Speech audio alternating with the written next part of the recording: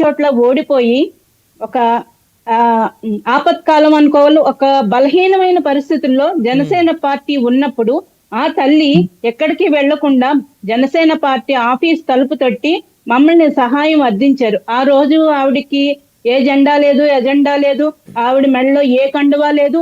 ఆవిడ ఒక సాధారణ గృహిణిగా, ఒక తల్లిగా సహాయం అడిగారు.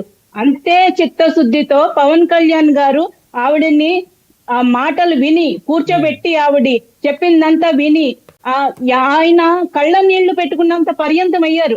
ఆ రోజు 2 లక్షల మందితోటి ఆ రోజు జనసేన ర్యాలీ చేయడం జరిగింది. సుగాలి ప్రీతి తల్లి గారు ఏదైతే ఉన్నాయో డిమాండ్స్, వాటన్నిటిని ప్రభుత్వం ముందు ఉంచడం జరిగింది. విత్-ఇన్ 15 days లో ఏ ప్రభుత్వం ఏదైతే ఉందో సిబిఐకి అప్పగిస్తున్నామని చెప్పి ప్రకటించడం జరిగింది సార్. కానీ దాని తర్వాత వెనక ఏం జరిగింది అన్నది ఈ రోజు వరకు బయటికి రాలేదు. ఈ కూటమి ప్రభుత్వం వచ్చిన తర్వాత ఆ రోజు జరిగిన విషయాలన్నీ బయటకు వస్తున్నాయి.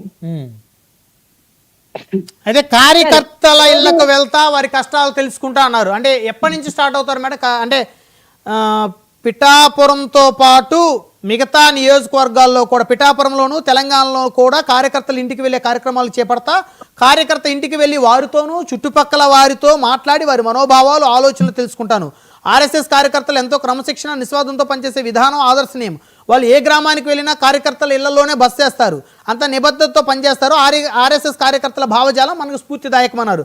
అంటే మిగతా అంటే ఆంధ్రప్రదేశ్లో 175 నియోజకవర్గాలు ఉన్నాయి. 175 నియోజకవర్గాల్లో ఎన్ని నియోజకవర్గాల పర్యటన ఉంటుంది, ఎన్ని నియోజకవర్గాల్లో వెళ్ళి సమస్యలు తెలుసుకుంటారు, కార్యకర్తల ఇళ్లలో బస్ చేసే పరిస్థితి ఉంటుంది మేడం? సార్, పవన్ కళ్యాణ్ గారి విషయంలో ఆయన ఒక అడుగు తీసి అడుగు వేయాలంటేనే సెక్యూరిటీ విషయంలో ఏ విధంగా ప్రాబ్లమ్స్ వస్తాయి, అక్కడ క్రౌడ్ ను కంట్రోల్ చేయడం కానీ చాలా సమస్యలు, టెక్నికల్ ఇష్యూస్ ఉంటాయి సార్.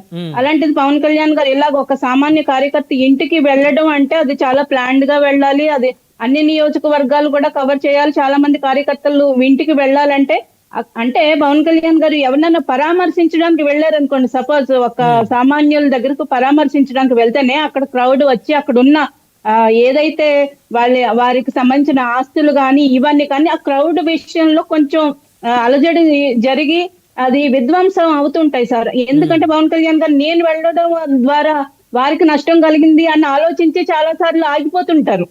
అటువంటి పరిస్థితుల్లో ఇటు కార్యకర్తలు ఇంటికి వెళ్ళాలంటే ఇది కొంచెం ఒక పక్కాగా ప్లాన్ చేసుకుని ఒక సరైన ప్రణాళికతో అయితే ఖచ్చితంగా వెళ్తారు సార్. ఆయన చెప్పారంటే ఖచ్చితంగా 100% చేస్తారు. కాకపోతే మేబీ టైం పట్టొచ్చు, దానికి ఒక ప్లానింగ్ ఉంటుంది. రైట్ మేడం, మళ్ళీ మాట్లాడుతూ అనుభవం మాట్లాడుతున్నాం. శేఖర్ రెడ్డి గారు వైఎస్ఆర్సీపీ నుంచి రాష్ట్ర అధికార ప్రతినిధి. శేఖర్ రెడ్డి గారు, గుడ్ ఈవినింగ్ అండి.